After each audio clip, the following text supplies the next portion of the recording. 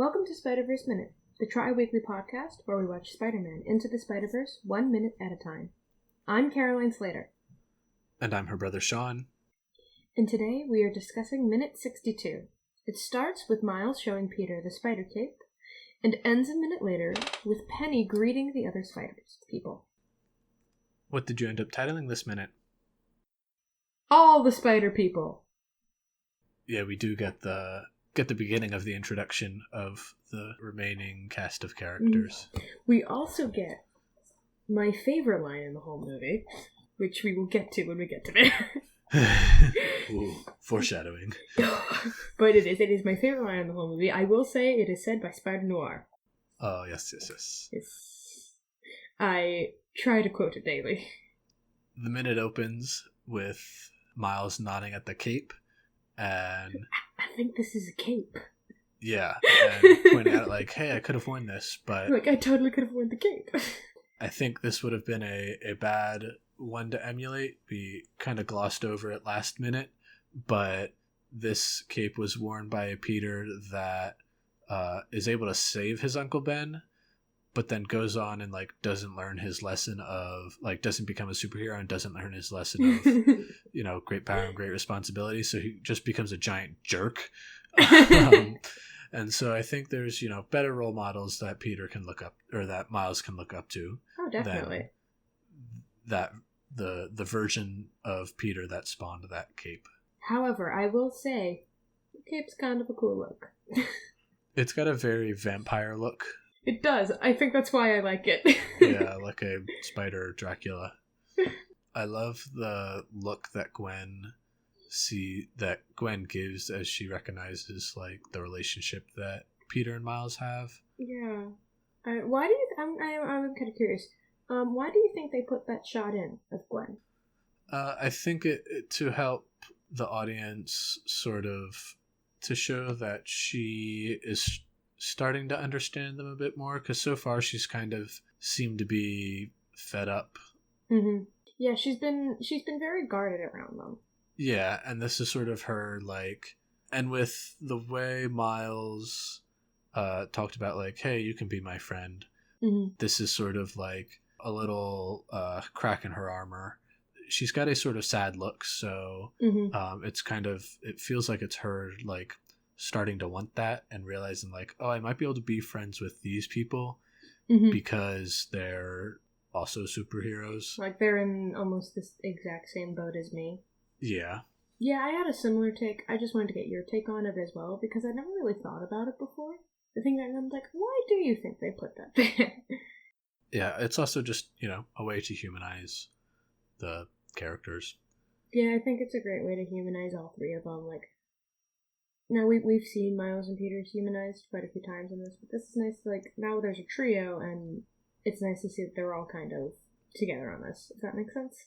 Yeah, we still pretty recently just got her introduction as Spider-Gwen. Like, I know she was technically introduced a while ago, but yeah, we really just got her real person introduced. Mm-hmm. And so, yeah, it's just building on top of that. Yeah. And helping build that character up. Yeah. I thought so. I just thought it was a cool little moment, and like they didn't have to put it in there, and I'm glad they did. It's also a great job because no lines are spoken really between the looks. Like once Miles sort of says his, I think this is a cape, like after that it's just silent. Yeah. Or there's no dialogue between the three of them. Yeah. And just like they do a really good job of capturing the facial expressions. Yeah. Then moving on, we see Miles standing in front of the Spider-Man suit of this universe. Yeah. And I think we kind of talked about it a little bit in a previous minute. I can't remember. Yeah, I think we touched on it when we were talking about just very briefly because it was still in the future, but when... The playing with perspective, I think.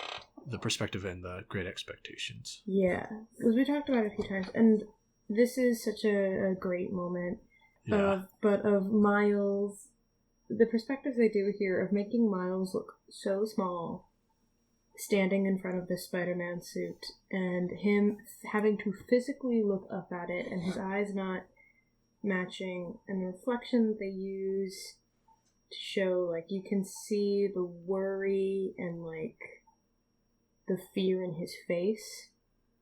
Yeah, and he still has to fill, like, instead of filling Peter's shoes, he has to fill Peter's suit. Yeah. And it really is, like, just a small child looking up to something. And it's such a great symbolic scene right there that I love so much. And it's a nice bit of symbolism and foreshadowing mixed in to when he does fill the suit. Yeah, and it's also very somber because I also feel like it kind of doubles up as sort of a moment of, like, of Miles finally kind of getting to process exactly what he saw for the first time. Or, like, the reality of it finally, like, hitting him for the first time because he's been through so much. Like, I don't know how much of it he's actually been able to fully process. Yeah, it's been pretty, like, especially once he found out, like, oh, it's the end of the world from the lab, like, it's been pretty much nonstop. I mean, that was only a couple hours ago that he found that out, so this is sort of the first chance.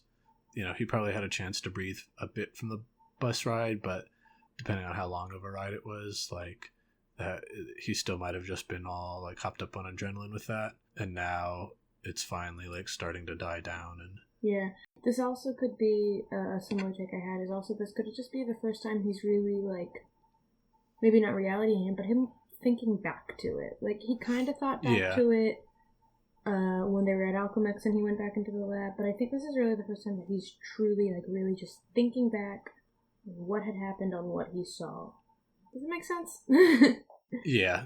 It's such a good moment with many layers, and it's very heavy, and it's another beautiful moment of no dialogue, nothing being said, of just music and visuals. And he just nails it. Yeah. And then they walk over to the villain map, showing the different people that Peter was trying to connect to Kingpin and how it was all related. I love that when they're walking over, Aunt May is talking, and, like, she brings up the fact that, like, Peter knew it was dangerous, but he did it anyway. Like, I think it just kind of tells the audience a little more just, like, how seriously this Peter took that with great power comes great responsibility in a way. He felt he was the only one to be able to stop Kingpin, so, like, he had that power to do it, and so he felt he was responsible to do it. Mm-hmm. And and we see, you know, some familiar faces on the map. In the center is obviously Kingpin. Mm-hmm. And then above him we see Prowler. Mm-hmm. And then off to the left we see Tombstone. Which I just want to point out, I love how Tombstone's photo is in black and white, but Kingpin and Prowler are in color. Yeah. I don't know why, I just thought and it's that also was a amusing. Polaroid. Yeah. This looks like a Polaroid. It's just, there's some amusement in that. I'm like, But above Tombstone, we get a picture of three guys, and these are three members of the group The Enforcers, which include... Well, so the Enforcers were first introduced in Amazing Spider-Man 10 in 1964, so they're one of the earlier, like, kind of bad guy groups. But these three the three in the picture from left to right are the Ox, Fancy Dan, and Hammer Harrison. I think I wasn't able to find, like, an exact, like, anything specifically saying that or an exact picture, but they seemed closest to those three characters. Yeah. The Ox was pretty easy because he's just kind of big. Yeah, I like the name Fancy Dan. Yeah. I kind of want to know how he got that name, to be honest. Because he dresses fancy, and his name is Dan. Well, yeah. Maybe he also, like, he attacks fancily. Like, who knows? Maybe. And then the fourth member of the group is Snake Marston, who I think is supposed to be the mugshot to the right of Kingpin. Oh, maybe. But it's also, like, because these are done in sort of the Spider-Verse style, it's a bit tricky lining up, like, what their comic characters look like just based off of the heads. But I think, like, the Snake has a sort of widow's peak, as does that mugshot, so I'm leaning into that. We also see, to the bottom right of Kingpin is the character The Rose, and in the comics, The Rose is actually Richard Fisk, Kingpin's son.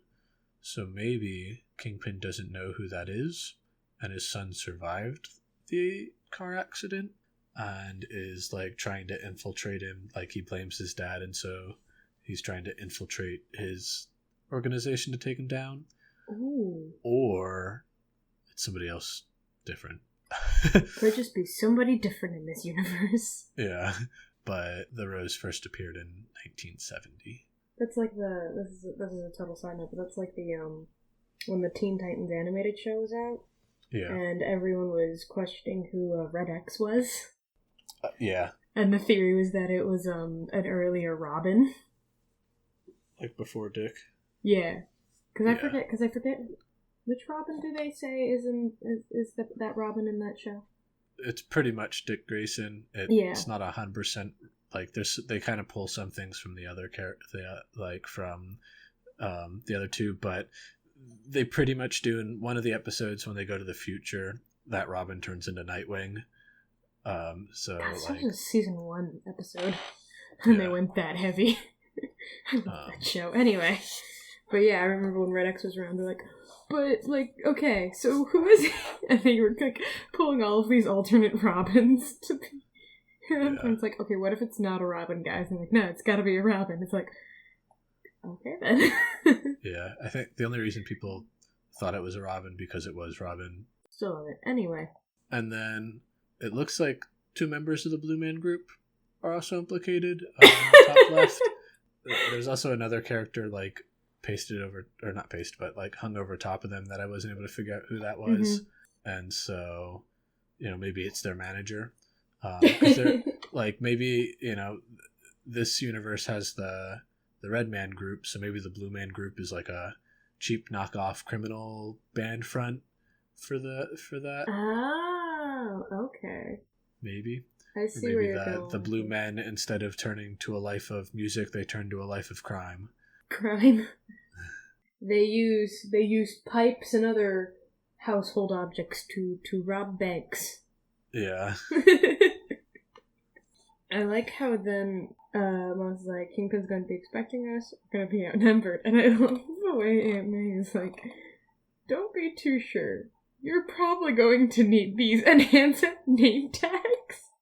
Yeah, except, so she hands out 3 name tags, but only 2 pens. Like, yeah, but they're blue and red pens, so I'm okay with this. But there should be at least a third, maybe black pen. Like, Spider-Man has a decent number of black suits in there. True. Maybe those were the only 2 pens working. Maybe. But I feel like, it's always kind of awkward being that third person just standing there waiting for the pen. Yeah. And then I like how when they turn around, you hear her saying, did you really think you were the only people to think of coming here? Yeah. And then that's when we get such a cool shot of 3 glowing eyes, and you get the silhouette. 4 sets of glowing eyes. 4 sets of glowing eyes, you're right. But you also get, like, the silhouettes of the characters. Yeah. Pen's robot is the clearest silhouette. Yeah, Penny's robot? I don't know why I said Pen's. And I'm like, so does just everyone have Aunt May in the universe? Well, I think they all came and saw that Peter died, and they're like, oh, that was Spider-Man, let's go to him. Oh, maybe. So it was like, that was probably just the first thing they went to go check, was like, if this Peter left anything behind. Maybe. And then we get to my favorite character and my favorite line. First off, my favorite character, Spider-Noir. Yeah. Voiced by Nicolas Cage, which is such a great choice. We'll get to that. I love how he, like, tips his hat and his trench coat is just flowing in the wind. And the first 2 things that come out of Miles and Peter's mouth is, Miles goes, is he in black and white? Where is that wind coming from? We're in a basement. Yeah, I kind of like how they sort of touched on some of those tropes where it's like, oh, like noir stuff just kind of happens. And then, but my favorite thing, those aren't my favorite lines. My favorite line is his response to them, which is, wherever I go, the wind follows, and the wind smells like rain. Yeah. It's my favorite line in the whole movie. I cannot do it justice. But I love that line. I don't know why, I just do. Everything about it is perfect. He's very overdramatic and melodramatic and yeah. And I love it. Yeah, some backstory on Spider-Man Noir is he first appeared in February 2009, where he had a 4-issue miniseries just titled Spider-Man Noir. So he appeared in the first issue of that. I think we had touched on it before, but he's from Earth 90214. And like you said, he's voiced by Nick Cage. And then the other character we get introduced to today is Penny Parker. Mm-hmm. And she says, "Hi guys, konnichiwa," and then some other Japanese. Just not gonna attempt it, huh? No, I'm not gonna attempt it. But that other Japanese kind of roughly-ish translates to like, well, the konnichiwa translates to hello. I like how she goes, "Hey guys, hello," pretty much. Yeah, which always seems to be pretty common in like when bilingual characters say something in movies and TV. They always say hi and then like hello in their native language, or the other way around. Like they always duplicate that line. Yeah, it definitely feels like, especially an anime trope to me. Yeah. And because she is animated and drawn in that anime style, I think that's kind of why they did it. Yeah. And I'm like, yeah, I'm okay with it. But then the rest of her line just translates to roughly like, "Pleased to meet you, how are you?" Kind of ish. It's not an exact translation. It's hard to do an exact translation, but that's the general gist of it. It's just a greeting, and we'll talk more about her on Friday's Minute. Mm-hmm. Was there anything else you wanted to cover, or shall we jump into talking about Nick Cage and his acting background? And all his Nick Cage glory? Yes. Go ahead and start talking about Nick Cage, because that's all I had. Okay. So his first acting credit is in Fast Times at Ridgemount High in 1982. I forget he was in that all the time. Part of the reason is because he wasn't credited as Nick Cage at that point. He was still credited as his real name, which was Nicholas Coppola. Okay. Yeah, and then his first like critically acclaimed movies were Rumblefish and Valley Girl in 1983, and that he was credited as Nick Cage, and he like switched his name from Coppola to Cage to try to like distance himself from the name, to try to just not just ride on the coattails of his family's name. Yeah, fair enough. And then he got his sort of mainstream success with Leaving Las Vegas in 1995, where he won an Academy Award, a Golden Globe, and a Screen Actors Guild Award. And then got took off in the mainstream in the mid to late 90s after that, with movies like The Rock, Face Off, Con Air, Snake Eyes, and City of Angels. And then like the movies I know him from really are like National Treasure, Kick-Ass, and Ghost Rider. But he's won a bunch of awards, nominated for a bunch of awards, and is pretty much known for his like schlocky B films kind of things, like, you know, low budget, low acclaim, but have sort of gained a cult following. Face Off seems to be a big one. Yeah. For that. I haven't seen it yet, but I've seen clips of it, and I really want to see it because it looks amazing. Yeah, he's been in lots and lots of things, usually of lower quote unquote lower budget films. They're still, you know, millions of dollars, you know, tens of millions of dollars to make, but they're not the $100 million like, you know, upper. Yeah. A lot of times just seem like ways for him to be able to just like hang out with his friends. I feel that though, you know, like yeah. Once you have enough money, you can just kind of like, start doing sometimes that. It's just what you gotta do. I love it though, I really do. I haven't seen him in enough. The stuff I do see him in though, I enjoy the National Treasure series. I enjoyed his Ghost Rider as well. Yeah, he is a good actor, and he definitely like can act really well. he does tend to overact. And sometimes when people are like, well, that's not realistic. I'm like, I don't know. I've seen some people act like that. It's also just kind of you need to go in with a certain mindset. Like, you can't go in expecting to watch The Godfather and watch one of his films. Yeah, exactly. So that's all we have for today. Join us on Friday where we meet the third character and we get the origin stories for the three of them. See you next time. Bye.